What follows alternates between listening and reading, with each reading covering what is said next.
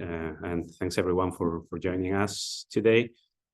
I'll start by sharing my screen. So yeah, hopefully you're able to see now my slides.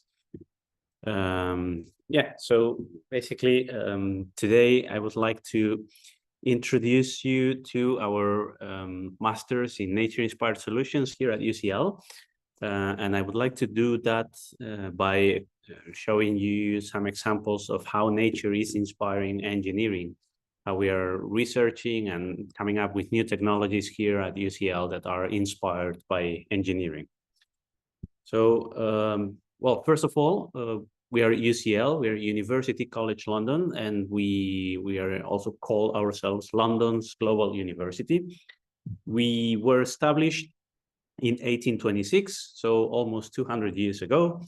And we pride ourselves in being the first university in England that admitted students from any ethnicity, any class, religious background, and we were also the first to welcome women on fully equal terms to men. Well, that disruptive style is still present today, and we're still providing excellent research that is relevant, excellent research and excellent teaching that is relevant to the world's problems. So a little bit more about ourselves. UCL is ranked 9th in the world's top 10 universities by the latest QS World University Ranking. And we are also a very good university in terms of education. And actually, our Institute of Education is ranked #1 by the QS ranking. We are also a top-rated university at the UK level for research strength. You can see that here on the right. So there is something called the Research Excellence Framework. The results came out a couple of years ago. And we were ranked #1 in London for research power and #2 in the UK.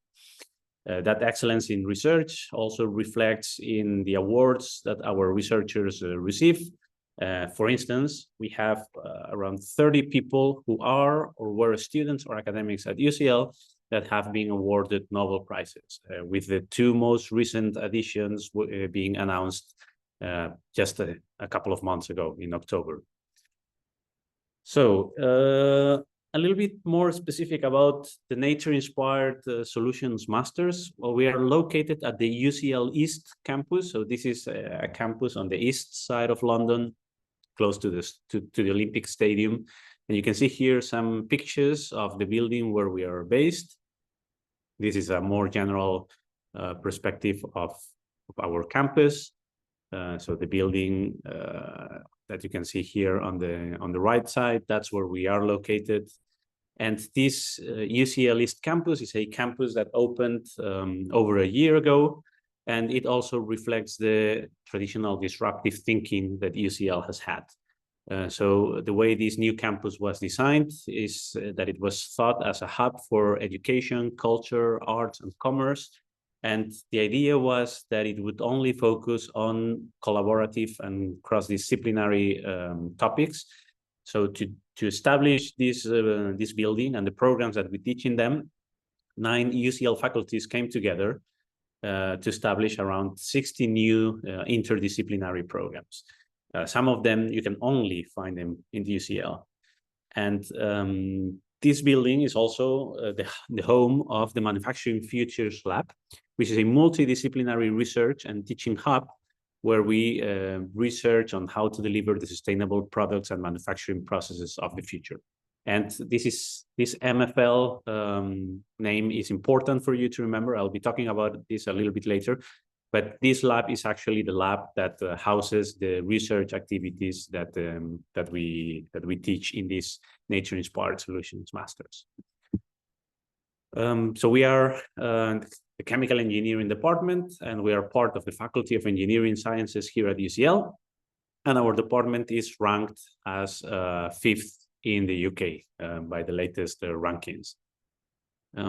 Our chemical engineering is actually quite old now. We have been around for exactly 100 years now. So this past academic year that finished a couple of months ago, we have been celebrating our centenary. So we're very happy to be one of the oldest chemical engineering departments here in the UK and in the world. And well, it's only once that you are 100 years old. So we have celebrated this very profusely.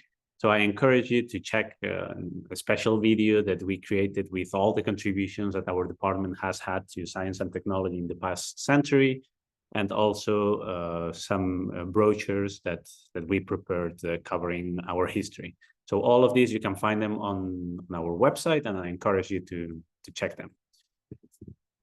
Now, the department itself, the chemical engineering department here at UCL, is well, a very popular department, as you can see here. So the numbers from last year were, you can see them there at the bottom of the slide. So we had over 500 undergraduate students, over 100 master's students. Then the department itself has around 200 research staff and students, almost 50 academics, and a little bit over 22 teaching academics.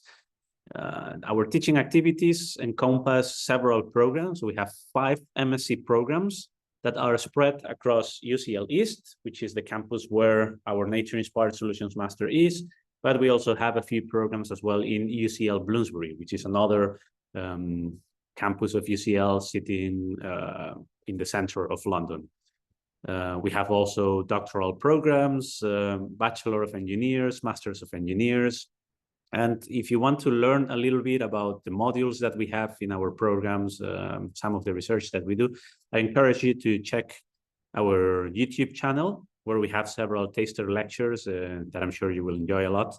And also one thing that we are very proud of is our Athena Swan Gold Award in recognition of our efforts towards increasing diversity and equality in higher education.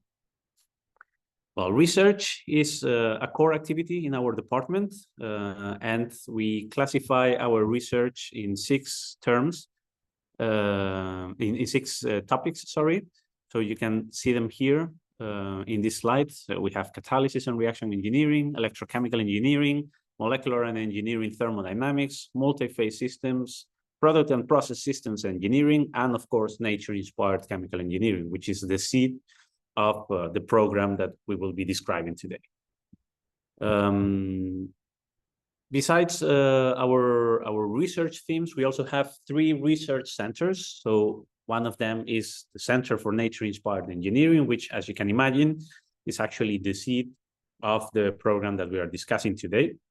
So at CNIE, we have been creating for over a decade breakthroughs in science and technology to seek solution to grand challenges in topics like energy, materials, sustainable manufacturing, healthcare, environment, food.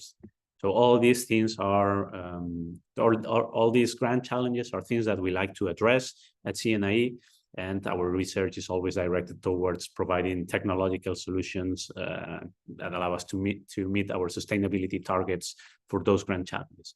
But besides this CNIE, we also have 2 other leading centers in our department. One of them is the Sargent Center for Process Systems Engineering, which is shared with Imperial College. And we also have the Electrochemical Innovation Lab focusing on energy storage technologies. Now, this was a bit of an introduction about ourselves, our department, who we are, how large we are, how old we are. So now we would like to dive a little bit more into the topic of nature-inspired engineering. And for that, I always use this picture that you can see here, in which we can see several devices. And I use this always during the lectures. And I always ask the students from all these devices that you can see here, which one they think that is the most technologically advanced. So they always start debating about this, and some think that it's the computer, some other things that it is the smartphone because it's a miniaturized version of a computer. But I would actually argue that the most technologically advanced device here is the plant that you can see, on the top left corner of the image. The reason why I say that is because if you think about the plant, it has this feature. It's able to self-assemble, to self-heal, to self-replicate. It is renewable. It can sense and respond to changes in the environment, and it's not powered by electricity. So all these features are remarkable features that none of our human-made technologies can currently replicate. So this is telling us that there is something that we can learn from nature to improve the technologies that we as humans develop. And this is what this program is about. It's about how we can learn from the desirable features that natural systems and materials and processes have, so that we can develop technologies that are more sustainable, that are more durable, that have a lower impact in the environment. So, and that is what nature-inspired solutions is. So what we mean by the name of our program is that we want to learn from the materials, the architectures, or the dynamics that we find in natural systems, so that we can design and synthesize new solutions for the technological challenges that we have. So those technological challenges are the grand challenges that I was mentioning before. So that's food, energy, healthcare, sustainable manufacturing. And this unique approach is actually pioneered here at UCL. So as I said before, for over a decade, we have had here the Center for Nature-Inspired Engineering, and we have been leading the way in developing these sustainable technologies for many different applications. So we learned from the scalable architecture of hierarchical networks in nature, or from how transport is optimized through force balancing in natural systems, how we can attain collective dynamics and self-organization in natural systems, and how we also can achieve robustness, adaptability, and modularity in our technologies by learning about those properties in natural networks. So I've mentioned these grand challenges already in a couple of slides already, but these are actually, so there are several lists that list grand challenges. We have the Sustainable Development Goals from the United Nations. We have the UCL Grand Challenges list as well, and many other institutions, the Royal Academy of Engineering, the Chinese Academy of Engineering, the National Academy of Engineering of the US.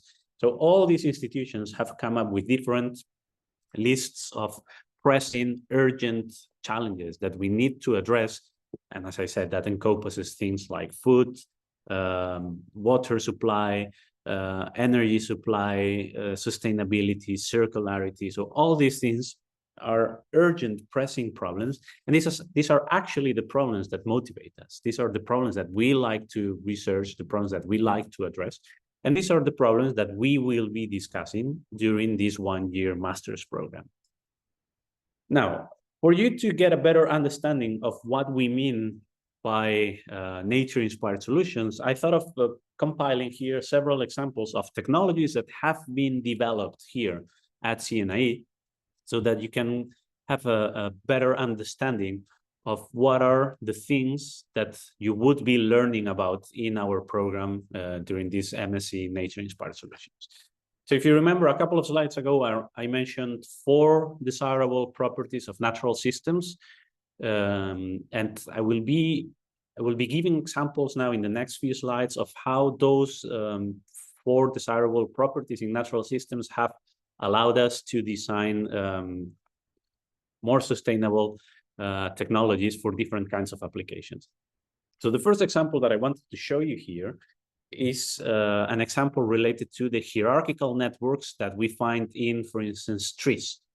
Because this has inspired some research here at CNI on how we can use that to structure fluidized beds in fluidized bed reactions.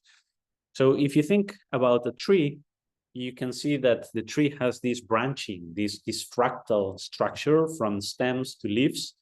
And then that fractal structure is a strategy that trees use to basically achieve an uniform distribution from an inlet to outlets distributed over the space.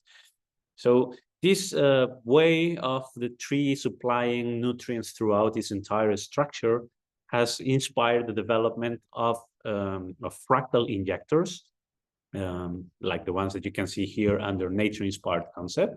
So this is something that tries to replicate this fractal structure from trees that helps us transition from a macroscopic stem to mesoscale branches and twigs in the trees. So then these fractal injectors, after conceptualizing them, they were fabricated, and we can use different kinds of techniques like 3D printing, for instance, to manufacture them. And then they were tested in fluidized bed reactors. So fluidized bed reactors are like multi-phase systems that are very common in chemical engineering processes, where you have like a solid bed that needs to be fluidized by a gas. So what we saw here is that by using this fractal injector, instead of the most common approach of injecting gas from the bottom, was that instead of having a chaotic behavior or chaotic hydrodynamics inside the reactor, we were able to achieve a more uniform hydrodynamic behavior. And this is very interesting because it leads to a more homogeneous temperature profiles, absence of dead zones inside the fluidized bed. And what we saw also is that this led to an increase in yields, for instance, in this case, in the conversion of N-butane to maleic anhydride. So this is just one example that was developed by Professor Coppens and researchers in his group, and you can read more about those technologies here in the references that you can find at the bottom of the slide. But this is one example of how we can learn from the scalable architecture and the hierarchical networks that we find in nature to develop more optimized technological solutions, in this case, for fluidized bed reactors in chemical engineering processes. So this was one example that I wanted to show you. The other example also has to do with hierarchical structures, but here we are more looking at the transition from the mesoscale to the nanoscale. So before with the tree, we were looking at the structure from the tree stem to the tree twigs. Here we are looking more at what happens when you move to the twigs scale to the nanoscale. And this nanoscale is important because here in this example, what the researchers were trying to develop were better performing catalysts. So catalysts are critical for many industrial processes, but they are often hampered by transport limitations. And this means that the observed rates that we find in our real life processes are lower than the theoretical ones that we would like to achieve. This is because there is always a traffic of substance getting into the active site of the catalyst or leaving the active site of the catalyst. So these transport limitations are always a problem that chemical engineers are used to deal with.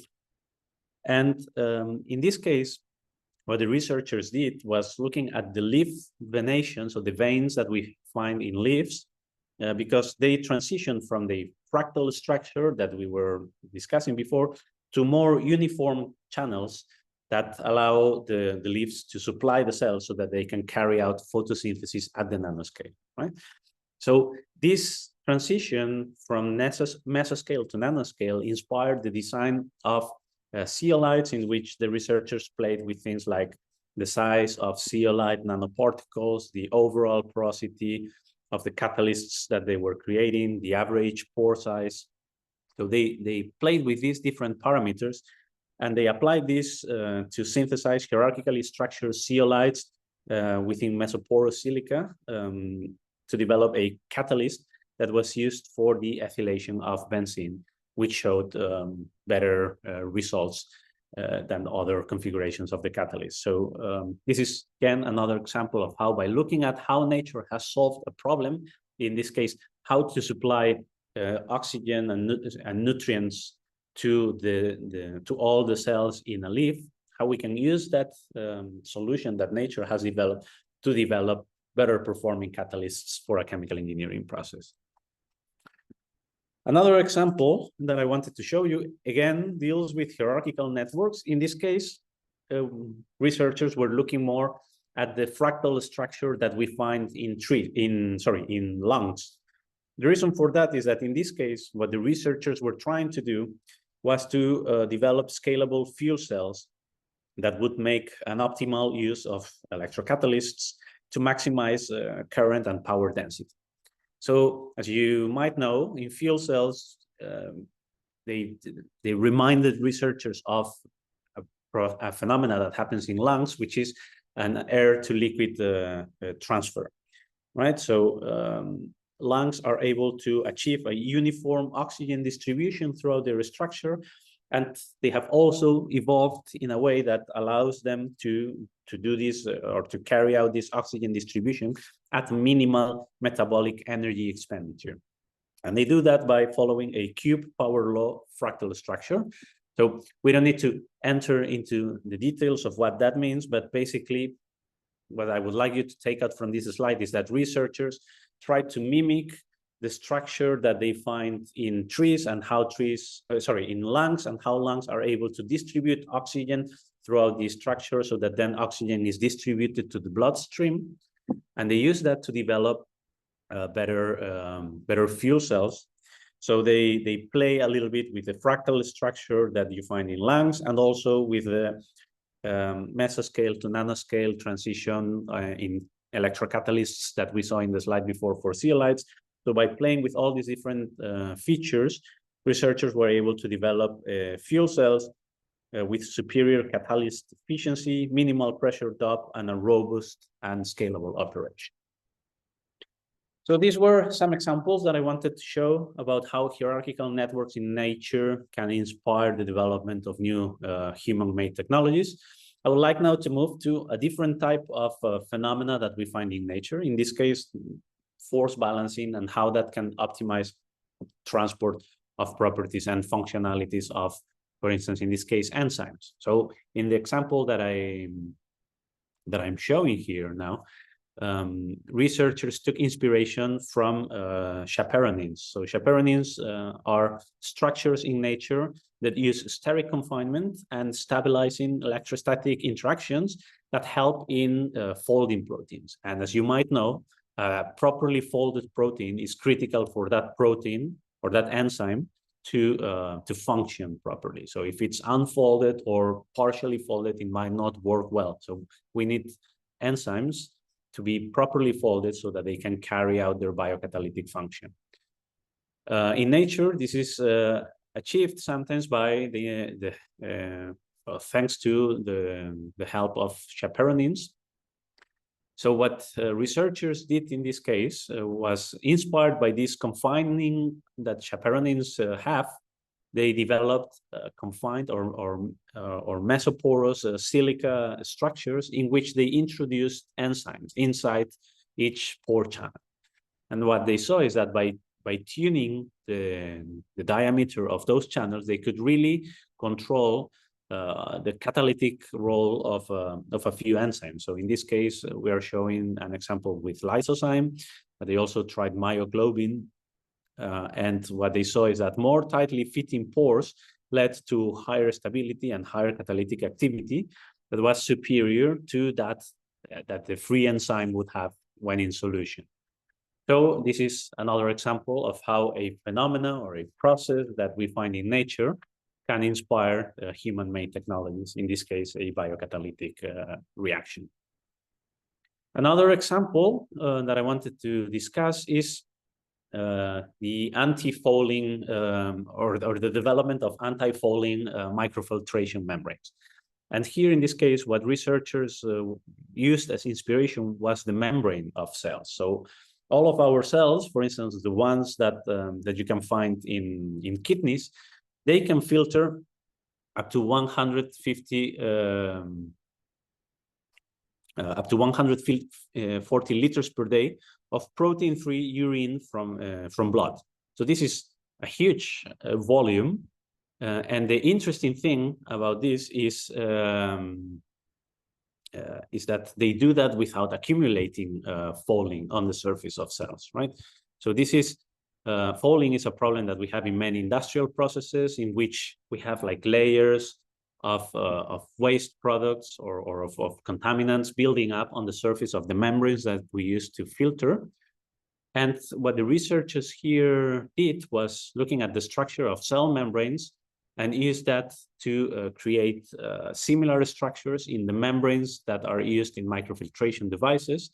And what they saw is that they achieved a reduced falling propensity of those membranes by trying to mimic some of the structures that we find in cell membranes, which are mostly related to the formation of a hydration layer and steric hindrance on the surface of cells that basically prevents pollutants from sticking to the membranes.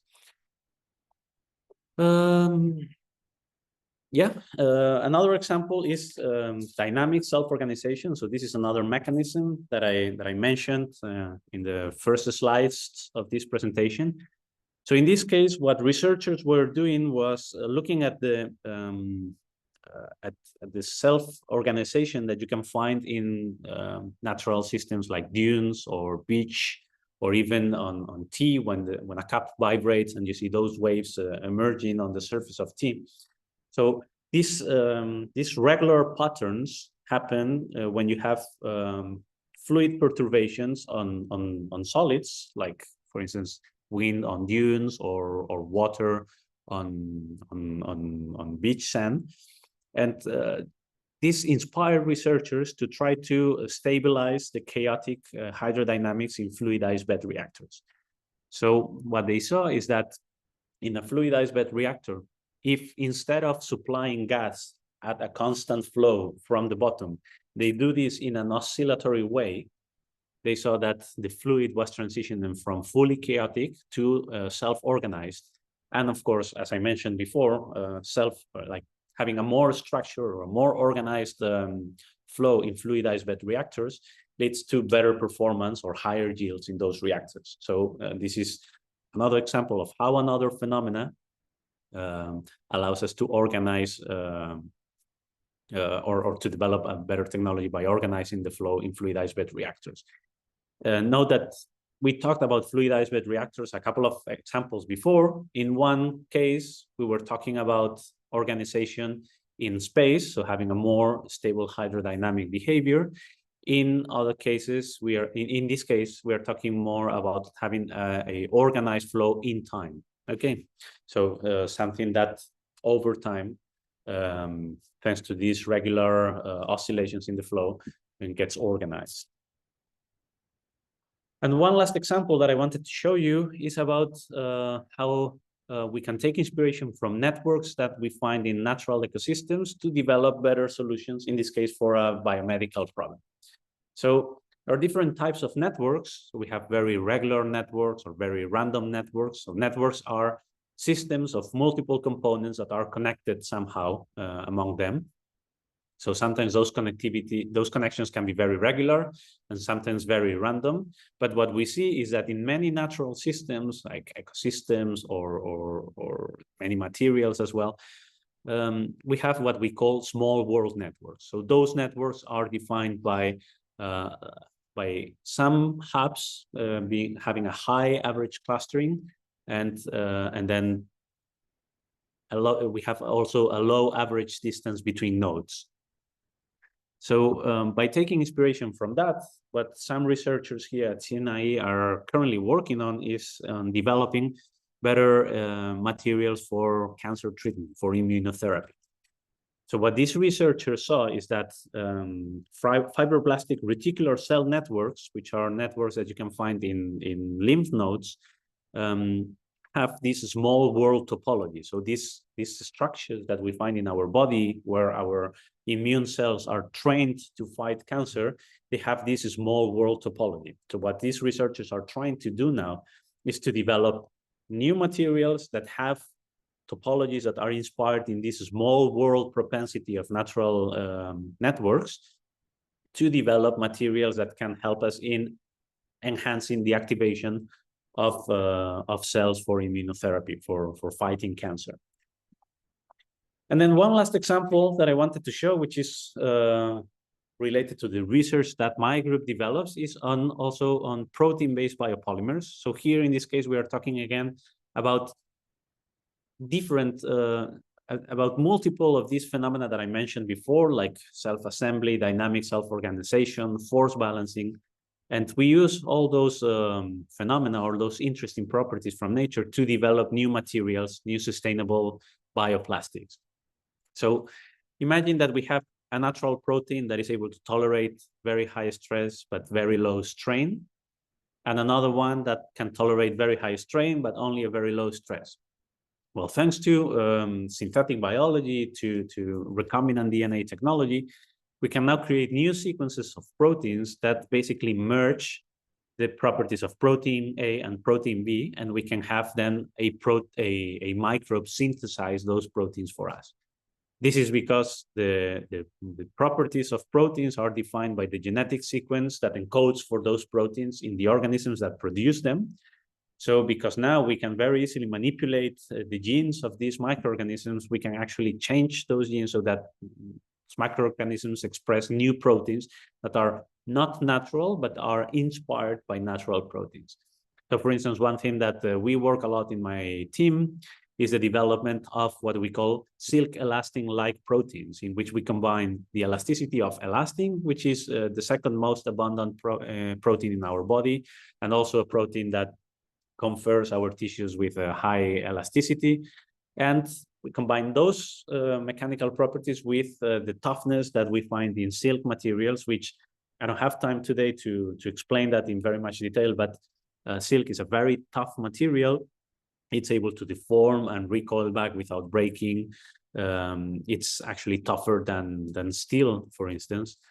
So we create new proteins that are called silk elastin-like proteins that are inspired by nature, but that do not exist in nature. And we can do this with many other interesting proteins in nature. So I mentioned here a few of them: elastin, resilin, keratin. So they all are structural proteins, so proteins that have a structural or a scaffolding role in nature. And we can also fuse them with other functional blocks that allow those proteins to grow mineral structures or have antimicrobial properties or bind specific type of cells. So we can mix and match those different building blocks in whichever way we want, thanks to how controllable now recombinant DNA technology has become. And we can then basically create genes that encode for those new proteins. We can insert those genes in microbes and then use bioreactors to grow those microbes and have those microbes produce those new proteins for us. And then we use these proteins for different kinds of applications. The most obvious one, of course, is biomedical applications, but we are also investigating things like food applications, soft robotics, energy, textiles, because we think that these biopolymers have huge potential to substitute the materials that we currently produce from fossil sources. So this is in a nutshell another example of nature-inspired engineering research that we do here at CNIE and that you would learn about should you decide to join our masters. So in this case, what we are doing is we biomanufacture novel recombinant proteins. We add different kinds of additives, and those can be biomass-derived carbon materials, engineered cells, and we also use computational modeling to investigate the properties of these materials and how we can apply them in different fields like the ones listed here. We have applied this in a number of examples. So we have developed different kinds of protein-based materials, so silk-based flexible electronics. We have also made biomineralizing materials, so materials that are able to grow mineral structures on their surface. We have also temperature-responsive elastin-like hydrogels or silk elastin-like hydrogels, which are very promising materials for injectable biomaterials. So these are just a few examples of the technologies that we are developing here and that you would learn about in our masters. And if you want to learn more about them, I encourage you to check the references that are presented here at the bottom of the slide.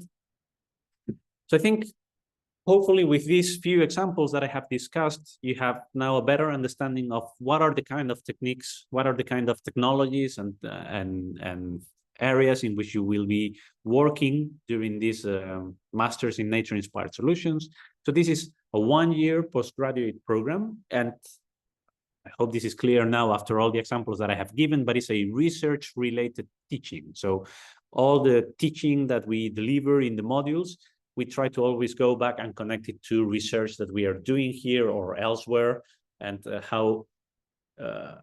what nature-inspired technologies are being currently developed. So you would be really learning the cutting edge of this field. so that at the end of the master's, you are equipped with the skills needed to drive by inspiration that allows you to tackle the grand challenges that I mentioned at the beginning.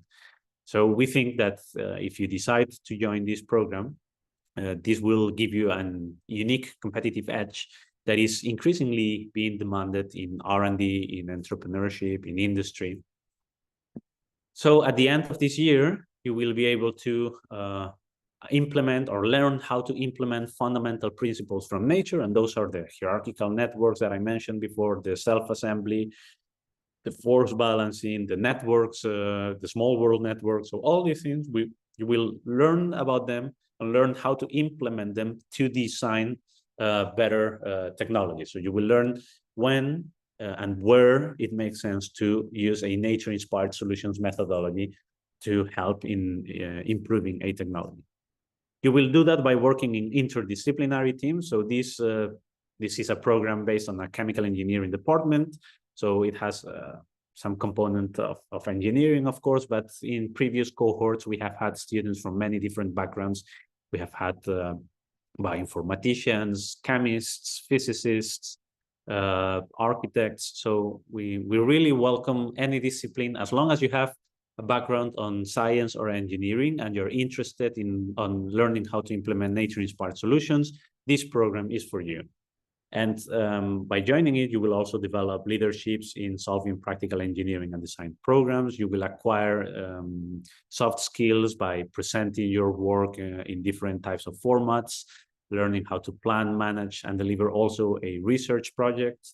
And you will also get to work with people from all around the world and live in London, which is one of the most vibrant cities in the world. A little bit about the program itself. It is, as I said, a one-year program that has 180 credits in total and is divided over 3 terms. So on term 1, you have two mandatory modules, which are shown there in yellow, so compulsory modules. You also have 1 optional module, and then the blue modules are also compulsory. On term 2, the structure is the same. So 1 optional and the rest are compulsory modules. And the optional modules, some of them are listed there, but there are many different modules that you can choose from on campus. And one thing that I must mention is that the optional modules can change depending on several different factors like demand by students and availability of academics. So yeah, it's every year we have new modules being added to the list and some modules being removed. But in general, most of them usually stay over time. So you will be able to choose most of them. And then on term 3, you focus on a specific research project. And this is when you actually get to work in MFL, this laboratory that I mentioned at the beginning of the presentation. So during term 3, which usually runs from May till the beginning of September, you will be given an individual research project on a topic of your interest, and you will be supervised by one of the academic members of staff of the department. And this research will take place in the Manufacturing Futures Lab, which is also located in this UCL East campus that I was mentioning at the beginning of the presentation. And the unique thing about this Manufacturing Futures Lab is that it is not only a chemical engineering lab. It's actually a lab that is created together by 4 different departments. So we have chemical engineering, biochemical engineering, mechanical engineering, and chemistry. So this aligns again with this philosophy that I mentioned at the beginning, in which we don't we don't work in silos. We work in a collaborative manner here in this UCL East campus. The Manufacturing Futures Lab has different programs, so not just the Nature-Inspired Solutions program. So I encourage you to check all the other programs as well, in case you're interested in any of them. And I have here some pictures of the labs. These pictures were most of them taken right at the beginning when the lab had just opened. So they are a bit old now. So I can promise you that the labs do not look so clean. They look more alive now. But this is good. This means that we have students working there every day, coming up with new technological solutions. And the very nice thing about MFL is that it is equipped with world-class equipment for many different applications. So I'm listing here different kinds of instruments that we have in the lab. And then the teaching strategy of this program is a face-to-face strategy. So you will have to be in person here in London. We, of course, provide you with online materials and some extracurricular activities that you can watch, but this is a face-to-face program, an in-person program. So the teaching is delivered in person. And then in terms of how you will be assessed, you will have a mix of coursework, reports, projects, quizzes, exams. So we cover a balance of different assessment strategies. To deliver the program, we have a stellar team. You can see some of the names here. So we have Dr. Yang Lang, who is the director of the program and who is also here in the call and might be able to answer any questions at the end of the presentation if you have them. We have also Professor Marc-Olivier Coppens, who is actually the founder and director of the Center for Nature-Inspired Engineering here at UCL. And then you have Amita, Solomon, and myself. And we all have worked in many different fields, ranging from renewable energy to biomedicine, to process engineering, to membranes. So we cover different areas so that we can deliver this multidisciplinary program that I have just described. And we are approaching the end of the presentation. If you have more, if you want to learn more about the program itself or about some of the technologies that we are developing here at UCL East, I encourage you to write down the titles of these videos that you can find on YouTube and take a look at them, because you will learn more about some of the things we are doing here at UCL. If you have more information, I encourage you to check our prospectus. And I would like to mention also that the application deadline is the 27th of June of 2025.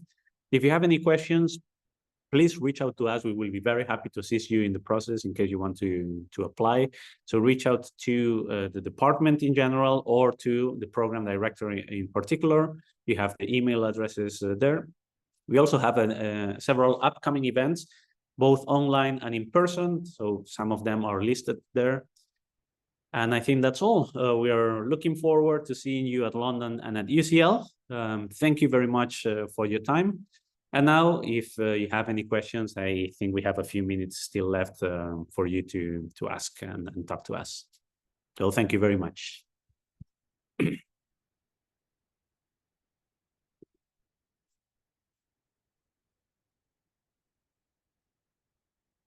Okay, so I'm trying to see if there are any questions. Let me see.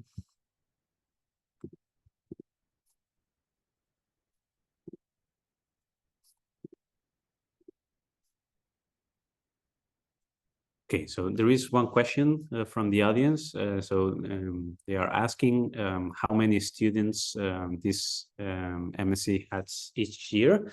So this varies from one year to another. So for instance, this year, we have 12 students in the program. We are aiming to get more over time. This is a new program that started 2 years ago. We have been seeing increasing numbers of applications of all of our programs at UCL East. So I'd say we have 12 students this year, but our aim is to attract more over the next years.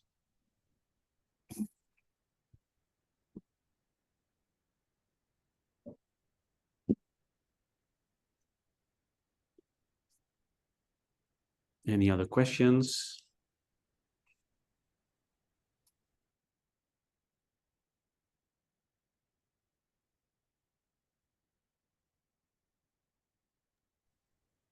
Yeah.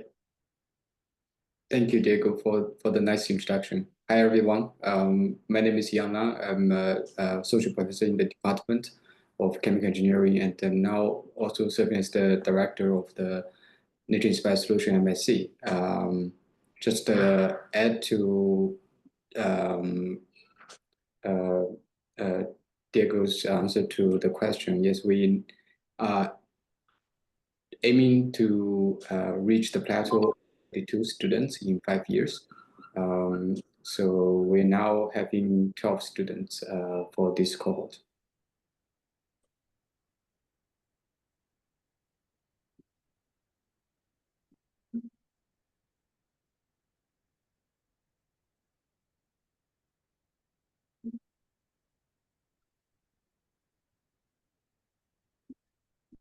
Okay, we can wait a few more seconds to see if there are any additional questions by the audience. Right.